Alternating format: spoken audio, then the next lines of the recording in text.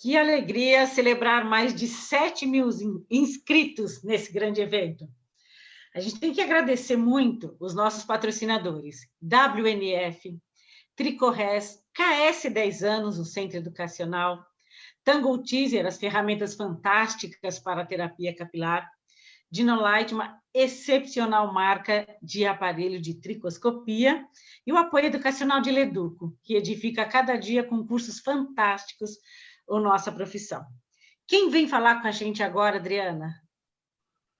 Agora, quem vai falar com a gente é o César Vilaça. O César é psicólogo, pós-graduado, mestre, educador, docente de ensino superior e atua na clínica da psicologia. E ele vem com um tema muito atual, que vocês têm que acompanhar, porque a gente tem encontrado muitos casos no nosso dia a dia, tanto de clínica, de consultório, de salão.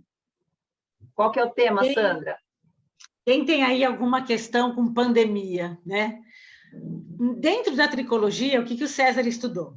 A tricologia, as questões que impactam no prazer e sofrimento em tempos de pandemia. Muito factível, muito realista.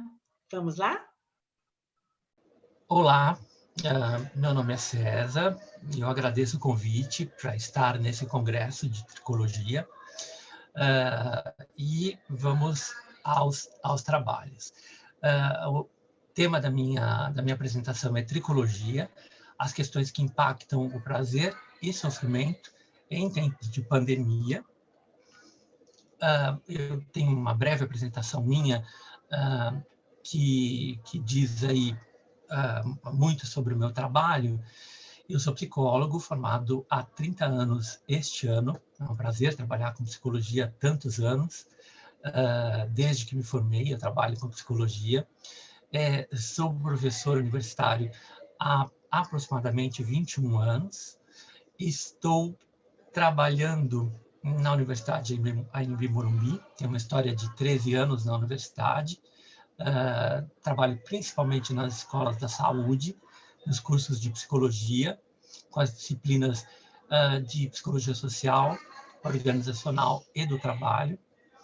Permaneci 11 anos no curso de medicina, como professor também, tempo integral, trabalhando nas disciplinas de estilo de vida, saúde, meio ambiente, desenvolvimento humano e social. Tenho consultório há aproximadamente 20 anos, a prática clínica. Sou pós-graduado na área de consultoria de recursos humanos. Meu trabalho foi sobre qualidade de vida e sou mestre em hospitalidade pela Universidade Anhembi Morumbi. Atualmente curso o 3º semestre de Direito, que também acho bastante interessante trabalhar com as questões de direitos e garantias fundamentais de maneira geral. Mas vamos lá. Os tópicos da apresentação que eu fiz para o Congresso estão relacionados com objetivos e questões fundamentais para esse profissional do mundo contemporâneo, né?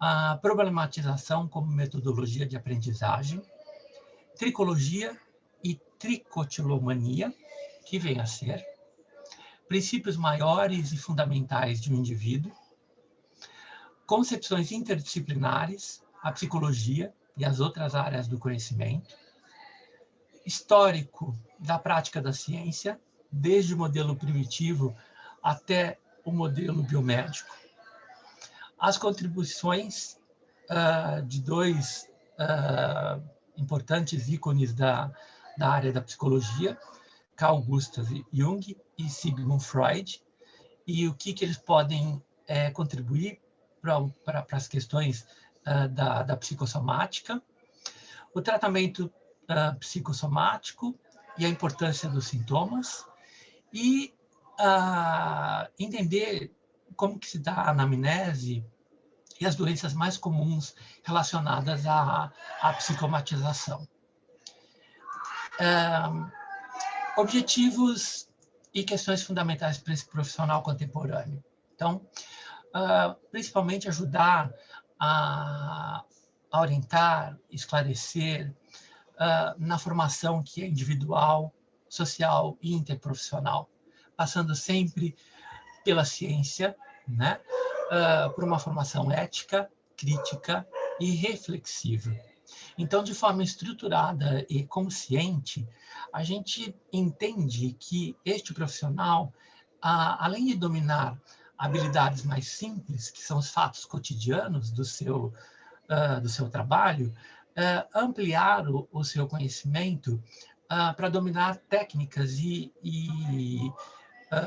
conceitos mais complexos mesmo, porque assim demanda a nossa prática, né? A gente não tem só questões simples de dia a dia, a gente também tem questões complexas para dar conta. E este meu trabalho pode e deve contribuir para vocês nesse sentido. A problematização como metodologia de aprendizagem vai trazer um conceito que traz da pedagogia a problematização num modelo muito mais onde o profissional de hoje tem a capacidade de resolver criticamente as suas questões, os seus problemas, fazendo perguntas relevantes, se tornando profissionais ativos, desenvolvendo habilidades intelectuais, cooperando, criando tecnologias viáveis, e não mais o profissional que é passivo, distante da teoria e da prática e da ciência, distante de questões que são individualistas, que não permitam análise crítica, que renuncie à ciência e ao conhecimento. Quer dizer, nesta metodologia, a gente está trazendo um profissional ativo que tenha muito mais a contribuir do que passivamente no seu ambiente de trabalho. Bom, tricologia, vocês muito melhor conhecem do que eu, mas eu tive que associar o tema para as questões da psicossomática, né? Então, tricologia é um tema que trata dos pelos, de maneira geral, desde 1902, e seus estudos estão aí para solucionar vários problemas capilares. Já a tricotilomania é caracterizada pelo impulso de arrancar fios de cabelo de maneira recorrente, resultando na perda. E esta repetição, ela não é por razões que sejam cosméticas, né? É por razão que seja relacionada a doenças, a impulsos que são psicológicos e de maus tratos a si, de punição a si. E a gente vai ver o porquê dessas questões. Então, a tricotilomania trata-se de um impulso emocional e muitas vezes também comportamental que necessita da ajuda de um profissional da área da saúde para que as intervenções de interrupção desse comportamento tenham sucesso. Vamos falar sobre. Princípios maiores e fundamentais de qualquer indivíduo na atualidade. Quer dizer, nós somos biopsicossociais. Então, bio de biológico, hereditário, genético, carregamos essa marca na nossa composição, vamos dizer assim, psicológica, por questões de identidade, de personalidade, e social, por nossa socialização primária, aquela que temos lá na primeira infância, de 0 a 6 anos de idade, e secundária, quando vamos para o ensino médio e para a nossa vida social de maneira geral. Além disso, recentemente, Harvard reconheceu que nós somos, então, seres humanos biopsicossociais, espirituais e religiosos. Então, somos seres integrados e integradores. Eu gosto muito de entender todos os conceitos pelo papel interdisciplinar. Então, a gestão do conhecimento e gestão da complexidade, a gestão do conhecimento no sentido de capacitação e reconhecimento dos recursos humanos necessários para o bem-estar do trabalho, né? E da teoria da complexidade, que define a intersecção e a relação das outras áreas do conhecimento. Por isso que eu estou aqui, né? Então, a estética, a enfermagem, a assistência social, a antropologia, a filosofia, a sociologia, a psicologia, são diversos saberes. A palavra-chave nesse sentido é integração. Habilidades e competências precisam constantemente serem aprimoradas. Eu trouxe uma fala do Platão, lá de 427 a 347 a.C., que é o período que ele viveu, que mostra que, assim como não é possível tentar a cura deixa eu ver aqui, a cura dos olhos sem a da cabeça, nem a da cabeça sem a do corpo, do mesmo modo não é possível tratar do corpo sem cuidar da alma. É da alma que saem todos os males e todos os bens do corpo, do homem em geral, influindo ela, o corpo como a cabeça, sobre os olhos. E aí vem um friso que eu dei aqui nessa fala de Platão, que é o grande erro de nossos dias no tratamento do corpo humano é que o saber médico separa a alma do corpo. E aí vem alguns históricos, alguns modelos, até a gente chegar no modelo biomédico, que é o modelo mais completo, para a gente entender a prática da ciência. Então, em primeiro, o modelo primitivo, o modelo grego, o modelo cartesiano e o modelo biomédico. O modelo primitivo, lá da Idade Média, né? O homem era subjugado por outras forças que estavam relacionadas muito ao xamanismo, né? Sem qualquer valor de ciência como temos de hoje. As questões eram de ordem natural, do espírito, e bastante distante do que a gente entende como uma prática adequada de cuidados. O modelo grego, então os médicos gregos, né, foram os primeiros a entender uma abordagem muito mais científica e trabalhando com o conhecimento através de observação, dedução e síntese. Então, certamente, aí foram os precursores dos tratamentos modernos, holísticos, né? Como um todo, a visão global do ser humano, e busca o conhecimento para modificar ou dominar aquele momento. Essa daqui é uma imagem grega, que inclusive está no modelo, no Louvre, na França, mostra um médico cuidando de um paciente.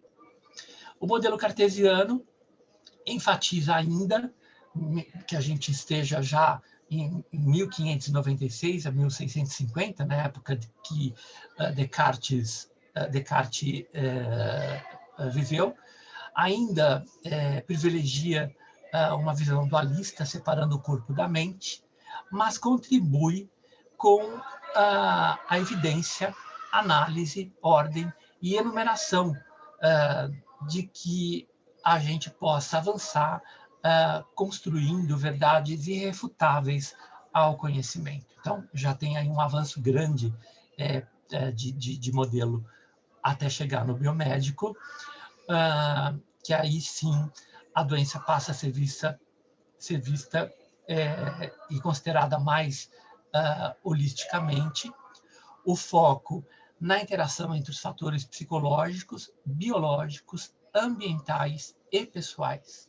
Quer dizer, todo mundo aqui passa a ser um ser único. E esses fatores, então, vão influenciar cada ser humano. Então, cada um que tem um problema relacionado à tricotilomania vai ter um protocolo e uma atenção especial. Aqui nesse modelo biomédico, a gente passa do reducionismo ao universalismo e a fonte do conhecimento científico prevalece. Então, a gente tem aqui uma imagem que mostra que as emoções, né, vão direto à nossa mente e que elas precisam estarem afinadas. Se não estiverem, certamente algum problema, algum sintoma vai aparecer. E a gente depois vai falar sobre a importância de aparecerem os sintomas. Bom, o conceito de psicossomática foi usado por um psiquiatra alemão em 1808, justamente para explicar apenas a insônia. Em 1828, esse pesquisador ele ampliou o tema. Então, aqui a gente tem um conceito somatopsíquico, considerando que o fator orgânico afeta o emocional. Isso tem uma relação direta, então, de que as questões psíquicas vão afetar o nosso organismo, sim. Em 1922, se amplia o termo para a medicina psicossomática, e em 1939, o conceito de psicossomática na medicina tem como objetivo estudar a inter-relação, né, dos aspectos psicológicos e fisiológicos do funcionamento normal e patológico, e assim integrar a terapia psicossomática à nova realidade dos novos tempos. Então, a gente, desde 1808 até 1939, um percurso enorme para mostrar a importância dos aspectos que são interrelacionados. Conceito de psicossomática. Então, alteração orgânica, constatável com exames clínicos laborais, desencadeada, agravada por razões emocionais. Já os transtornos de somatização, a queixa existe, mas não há evidência de lesão a nível de anatomia patológica. Então, olha que interessante.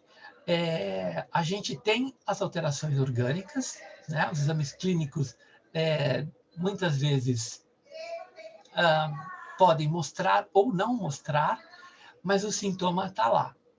Então, nesse sentido, trouxe a frase de uma importante socióloga americana, Susan Sontag, que a doença passa a ser uma zona noturna da vida. Quer dizer, como a gente vai lidar com todas essas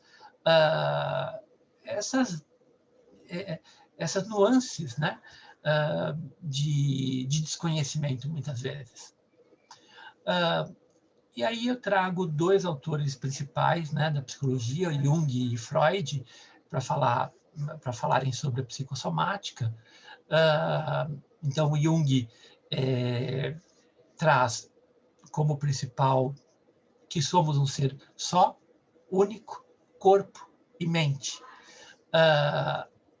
Não há como distinguir, dicotomizar, separar o que é tão íntimo de traços psíquicos e traços corporais, a partir de peculiaridades psíquicas específicas de cada ser humano, tá?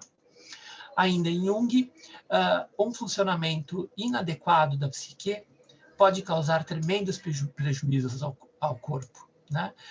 Um sofrimento corporal consegue afetar a alma, pois a alma e corpo não são separados. e animados por uma mesma vida.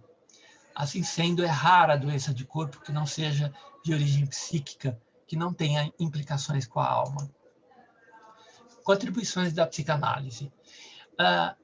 Tem essa estruturação básica que eu trago, que é o id, ego e superego, que é a nossa formação. Todos nós temos essa formação e passa pela nossa primeira infância. Basicamente é isso que vocês precisam entender. De 0 a 6 anos de idade, a gente está formado na nossa estrutura de personalidade, segundo Sigmund Freud.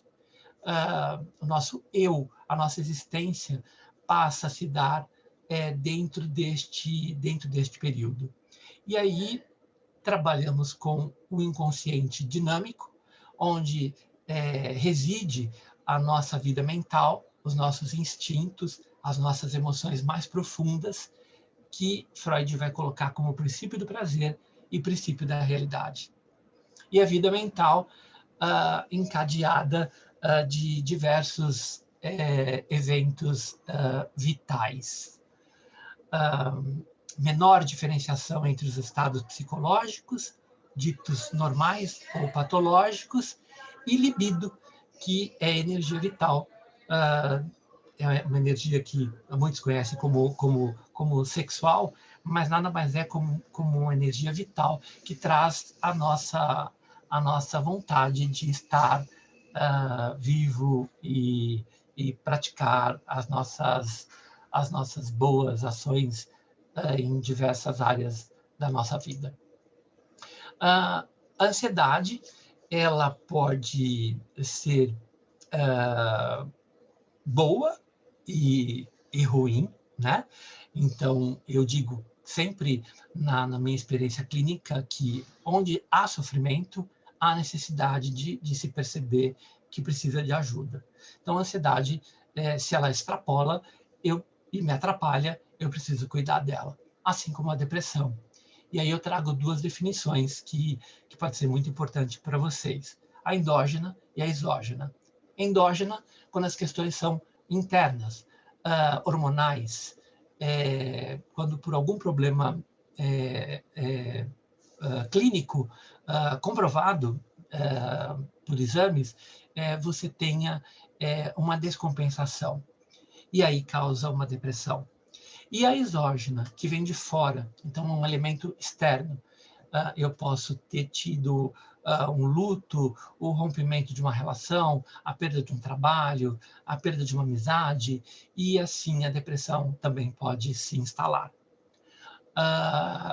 Mesmo uma ou outra necessariamente precisam ser cuidadas.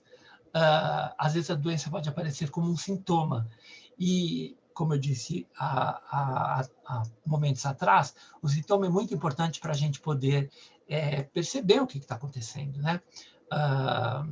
Se começa uma alergia no meu corpo, é um sintoma. Mas por que está acontecendo essa alergia no meu corpo? Eu tenho que ir atrás para poder entender essa questão e cuidar. A escolha e a linguagem do corpo, quer dizer, muito desses sintomas vão vir para o nosso corpo, pode acontecer de maneira psicogênica, por substrato orgânico mesmo, aquele que é comprovado por exames, por exemplo, médicos, ou não, ou por uma concepção histérica de levar para o seu corpo de maneira inconsciente aquilo que está acontecendo ao seu redor, que você não consegue dar conta de expressar de outra maneira. E você leva para o seu corpo o sintoma para denunciar que algo não esteja indo bem, né? E é muito interessante como a gente faz isso. E é importante a gente ficar sempre atento à possibilidade de atenção e de significação do que está acontecendo com a gente. Bom, normalmente a psicossomática escolhe o aparelho digestivo como dos primeiros fenômenos, né, para aparecer. Então, e esta escolha, né, as gastrites, as úlceras, etc., elas são muito relacionadas ao primeiro momento de vida que a gente tem, de 0 a 3 anos de idade. Então, a importância do contato epidérmico entre a mãe e o filho, quer dizer, logo que esse bebê nasce, ir para essa mãe, o contato com esse corpo, e desde a respiração, a sintonia do batimento cardíaco, o bebê ele procura o seio materno, quer dizer, tudo isso vai fazer muita importância para que você tenha a imunidade para a tua vida adulta. E também trago outro dado que pesquisas demonstram que dermatites atópicas em crianças rejeitadas e somatizações infantis estão muito relacionadas a questões psíquicas. O que fazer? A importância da interdisciplinariedade. Perdas, lutos e enfermidade. Então, microperdas, microlutos diários, por exemplo, a mãe que faleceu enquanto a filha estava longe, a neurose do fracasso, as neuroses, né, que todos nós temos do dia a dia, elas podem fazer a gente adoecer. E, em adoecendo, eu trouxe a brilhante psiquiatra suíça Kübler-Ross para falar das fases que a gente tem até chegar à aceitação do nosso quadro clínico e entender que nós precisamos de cuidado e de atenção. Então, primeiro a gente nega, segundo a gente fica com muita raiva, terceiro a gente tenta barganhar, negociar, quarto processo, existe a depressão e o quinto vem a aceitação. Claro que isso pode acontecer de maneira muito rápida, mas também de maneira muito lenta. O importante é compreender todas essas fases. Os sonhos, né, são elementos muito importantes para a gente entender também o que a nossa psique quer nos dizer. E eu trouxe aqui dois conceitos importantes da psicologia, que é a neurose e a psicose. Quer dizer, neuróticos todos somos, segundo Freud, porque desejamos coisas e não podemos tê-las a todos os momentos. E a psicose já é um lugar já da doença psiquiátrica e precisa de muitos cuidados. Então, eu tenho um exemplo básico que eu aprendi na faculdade, que eu ensino a todos, que é fantástico. O neurótico idealiza castelo, o psicótico mora nele. E aí, uma certa vez, um aluno complementou, e o perverso cobra aluguel. Né? Então, a neurose é lidar com o nosso dia a dia. Nós todos somos. Mas há sofrimento, há necessidade de cuidados. E se isso for evoluir para uma psicose, os cuidados devem ser imediatos. Emoções e realidade. Então, a ideia de que quanto mais percepção temos de si mesmos, mais autoconhecimento, mais a gente vai se ligar a nós e ao nosso redor e ao outro, né? Porque nós somos profissionais que cuidamos do outro, tanto eu quanto vocês. E acrescentamos aqui como esses estímulos são interpretados, né?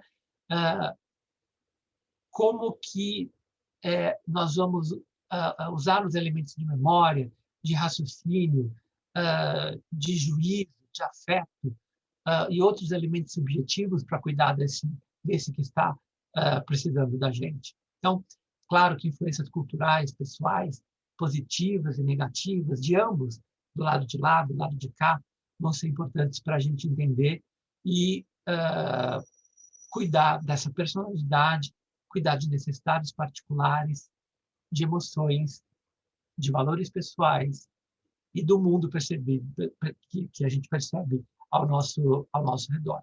Bem, o tratamento psicossomático. O tratamento psicossomático passa primeiro por uma abordagem inicial. Eu vou entender quem é essa pessoa, vou fazer uma anamnese, eu já vou falar sobre isso. Vamos entender que contexto relacional individual existe, qual a situação de conflito que está acontecendo, né? Em que área é emocional, é financeira, é profissional, é acadêmica, qual é o funcionamento familiar, que hábitos essa pessoa tem, como que é o seu sono, quais as doenças hereditárias, inclusive, e, em último momento, necessário, a questão da psicoterapia. Bom, vamos falar sobre a anamnese. Anamnese é uma palavra de origem grega que significa recordar, trazer à memória aquilo, tudo que possa estar de maneira inconsciente. Então, numa escuta ativa, que a gente tem que ter, nosso ouvido tem que ficar maior, a gente vai identificar os pontos fracos, onde se aloja e onde se manifesta essa doença e esse sofrimento. E as condições psicológicas que permitem essas manifestações que a gente precisa cuidar. Eu tenho aqui, então, outra definição de anamnese, que é tentar buscar informações necessárias para determinar a conduta terapêutica. Deve-se investigar o lugar do paciente, no imaginário familiar, dos amigos, situações traumáticas, descritas e muitas vezes omitidas, e nós vamos ter que ser um pouco hábeis para poder escutar aquilo que não está sendo dito, né? De repente, tem alguém que começa a puxar o cabelo e começa a arrancar, e começa a disfarçar com um chapéu, com laço, com penteados. Quer dizer, e é seu cliente há tanto tempo, e você começa a perceber aqueles disfarces, e não pode se omitir, né? E tem que entender esse fenômeno e fazer com que essa pessoa busque ajuda. Os hábitos vão ser muito importantes, tanto de alimentação quanto ritmos de sono, a contextualização na família, os ritmos das atividades atuais, então, relacionando o prazer, a satisfação, as exigências, as obrigações, que são rotineiras, cotidianas. Nesta anamnese, a gente vai pesquisar o histórico das doenças, a relação com situações de conflito, além de acidentes, cirurgias e, como eu disse, as questões hereditárias e congênitas também. O adoecer de certas pessoas está relacionado à forma desarmônica de se relacionar com o mundo, pessoal. É isto que acontece quando acontece a doença. Há uma inadaptabilidade, tanto interna quanto externa, pode ser simultânea. A sua percepção está alterada, a sua representação está alterada e a doença aparece como sintoma. O psicoterapeuta ou alguém que está por perto, né? Você profissional da área da beleza, do bem-estar, da estética, deve estar atentos para que a doença não fique crônica, para que você possa estar como um facilitador de cuidados, entendendo que cada processo, ainda assim, é único. Tinha dito sobre a importância do sintoma. Então, sintoma, quando a gente está com febre, é porque alguma coisa errada tem, né? Quando a gente está falando né, de tricotilomania e as questões psicossomáticas, o sintoma mostra que há desequilíbrio. Se há desequilíbrio, não podemos ignorá-los ou suprimi-los. Devemos compreendê-los. E não adianta negar o corpo como fonte de conhecimento. O corpo está ali, ele vai mostrar que tem algo errado. A psicossomática são várias doenças relacionadas pela matriz psicossomática. Um trauma também pode desencadear uma doença psicossomática e fazer com que o sintoma, a doença, se manifeste. Eu trouxe aqui algumas relações de doenças que são psicossomáticas, consideradas como distúrbios psicossomáticos mais comuns. Distúrbios respiratórios, distúrbios do aparelho digestivo, distúrbios, úlcera, doenças do cólon, doenças da pele, praticamente todas são psicossomáticas, doenças das articulações e musculares, doenças de distúrbios endócrinos, doenças cardiovasculares, distúrbios do aparelho reprodutor feminino, ausência de menstruação, cólicas menstruais, tensão pré-menstrual, perturbação da menopausa, endometriose, todos esses quadros de doença são relacionados à psicossomática. Ao mesmo tempo, existe uma escala de classificação e eu trago algumas delas. Então, em primeiro lugar, a psicossomática vai trazer como consequência de doença a morte do cônjuge depois do divórcio, separação conjugal, detenção em presídio ou outra instituição, morte de um membro familiar, lesão ou doença pessoal importante, entre outros. Tá? A gente percebe aí casamento, ser demitido de emprego, aposentadoria, gravidez, dificuldades sexuais, e a lista segue. Entrada de um novo membro na família, através do nascimento, por exemplo, reajustamento de negócios, importante mudança na condição financeira, a morte de um amigo íntimo, mudança no ramo profissional, questões financeiras. Viram quantas coisas que podem causar a doença psicossomática? E estão relacionadas todas diretamente com o estresse e as suas causas. Importante, quando a gente fala do estresse, é que a gente tem que observar que as 3 fases principais, o alarme, a resistência e a exaustão e o esgotamento. Muitas vezes a gente vai buscar ajuda quando nós já estamos esgotados, quando nós já estamos exaustos, e isto não é bom. É importante perceber, já logo lá no alarme, quando acontecer alguma coisa, que você já busque ajuda e se antecipe a alguma coisa que possa ser pior. As doenças dermatológicas, como psoríase, herpes, alopécia, que é do cabelo em certas zonas, vão, obviamente, desfavorecer a autoimagem, a autoestima e vão promover constrangimento. A gente vive numa sociedade de beleza, de estética, que tem que ser muitas vezes seguida rigorosamente por muitas vezes pessoas frágeis e que adoecem muito facilmente quando passam por esses momentos.